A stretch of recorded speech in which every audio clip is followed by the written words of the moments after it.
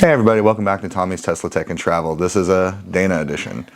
She's sitting down with me because we made a big decision kind of in the moment. And it's also Christmas. Merry Christmas, honey. Merry Christmas. By the time y'all are seeing this, it's probably a Happy New Year. But we made a video just recently talking about how we weren't going to take advantage of the Model Y tax credit because it was going to end at the end of the year. It didn't make sense with everything going on. But then they announced it was only certain Model 3s that would no longer qualify for the full tax credit, and that was specifically the ones that were batteries being produced in China. So when they said that, they also said in a little thing that I read, and they said, oh yeah, as a result, we're probably going to see a price drop in the Model Y. So what did I do? Went on their website and found a model we've been looking at up in Mesa, about 100 miles away, did in fact go down $3,000. So we ordered it. We reserved it. We just got approved for everything today. So that video that I spent all that time making, disregard a lot of it. But we had our apprehensions, which is why I didn't want to do it necessarily right away. And like always, I'm like, Dana, what do you want to do? And what do you say? Whatever you want. She's too trusting. She's like, you'll make the right decision. I'm like, crap, now am I making the right decision? Well, we decided to go and get it. But I just want to do a quick video and talk about the pros and cons. But first off, we decided to get just a standard range Model Y. The gray one, which is the free colors. We're going back and forth between that and blue, but I actually really like darker color cars, even though we are in Arizona, which a lot of people look down on because it gets hot. I've had black cars. I've never had them be hotter than any other cars. But anywho, we ordered it. We reserved it. Standard range, so 260 miles of standard range, which that was one of my apprehensions. Did we go with a long range model? But as you said, with the Model 3, We've never had any issues. and we've driven it a lot. Yeah, like we've driven it to Florida and back, driven it to California and back, Northern California. Northern California and back. Like that car has been a workhorse, and we got it in December of 2020. Something about December, we buy cars. And we put over 54,000 miles on it in 3 years, and we haven't had any issues. So this kind of seemed like a good deal for us. But here's where we've had lots of back and forth, and technically we still haven't even really decided yet. The Model Y, it's held its value. And we can trade it in and basically have what we owe on it forgiven in exchange for the new car. But the whole reason we were looking at a new one is I, being the one who wanted the electric car, have now been primarily driving our Ford Explorer, our 2018 Ford Explorer, because I like little cars. and the Explorer was supposed to be My car. so I've taken it over, and that's fine. If you want a smaller car, I had no problem with that. But then our channel became a lie. It wasn't Tommy's Tesla Tech and Travel. It was Tommy borrowing Dana's Tesla Tech and Travel. So I say, hey, this great deal is going on. I think I want to take advantage of it. But here's the problem. When we bought the Explorer, we got it at a good deal at the time when there was like no cars to be found anywhere. And it was $25,000. And at the time, that was actually on the low end of what you can find SUVs for, that even used. And we got a good trade-in in your car for about $10,000. Great trade-in on my car. And we decided to go for it, and we only owe $13,000 on it now. Yeah. But the market has since corrected itself. So that car now, according to Kelley Blue Book, is worth about $9,000 to $10,000. And both trade-in offers we received were $8,600 and $9,000. So either way, we were upside down on it. So we tried to decide, what do we do? Do we trade in the Model 3, which gives us most bang for our buck and brings our overall cost down?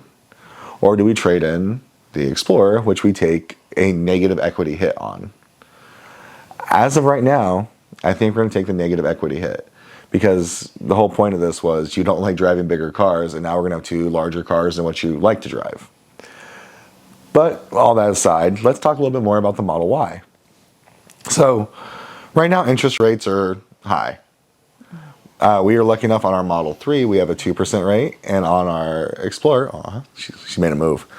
It's a 4.9% interest rate, and we do have a third car in there, and it's also a 2% interest rate. But that's a car that we don't drive. It belongs to someone else. It just happens we own it. Long story short, 7.9 is what my personal bank said we could get. Tesla originally said 7.6, but now when all is said and done, we got a 7.31% interest rate.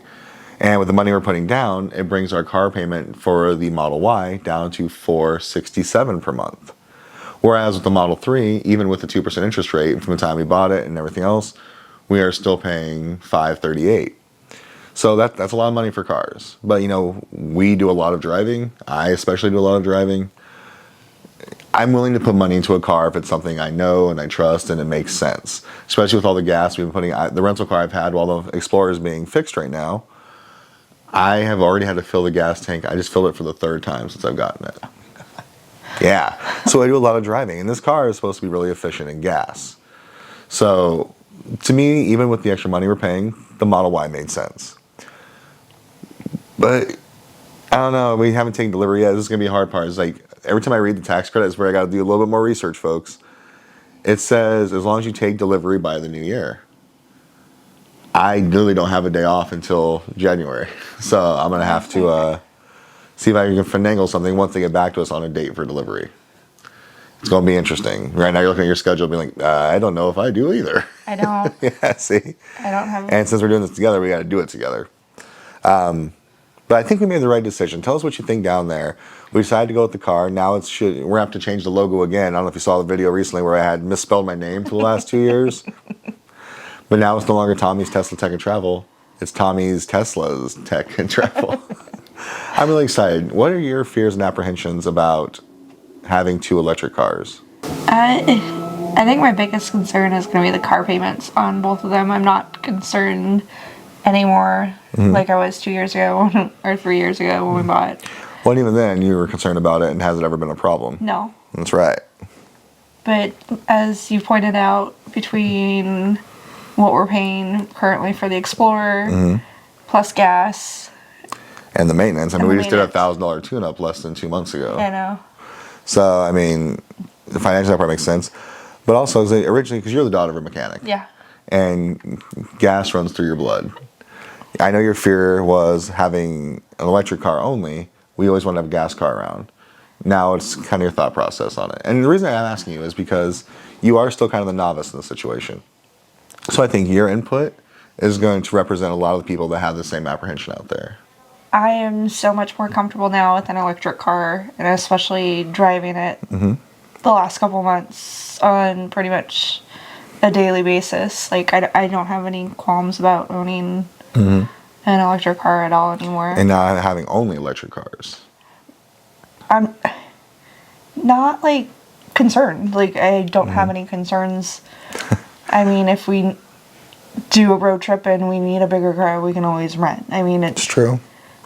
But also, I mean, we've done road trips before. Because even that 260 or 272 that they say, it's still not the reality when you're actually on the road. No.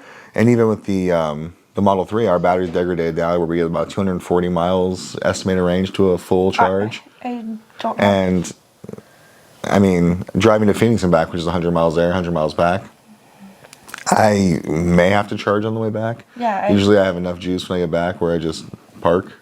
Yeah, I don't have any concerns anymore. All right. I'm not worried about. So we're an electrified family now. Yeah. And the big thing, one of the reasons we started this channel too, at least the reason I started it, was I had questions that no one could answer. But also I wanted to prove, like, people say, oh, you have 2 Teslas, you're doing well. No. We're a middle class family.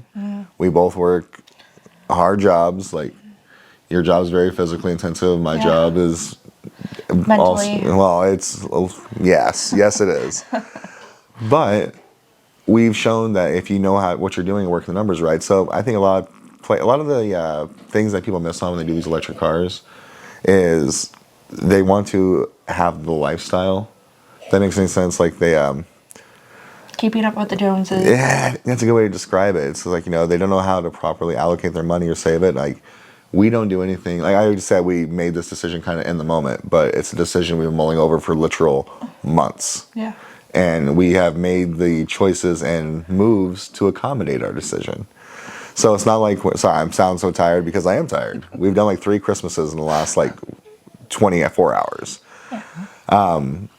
We've made decisions, we put everything in place where it makes sense. The only moving part we have now is to figure out what to do with the Explorer. But we want to get that back till January. Right. Nothing seriously wrong with it.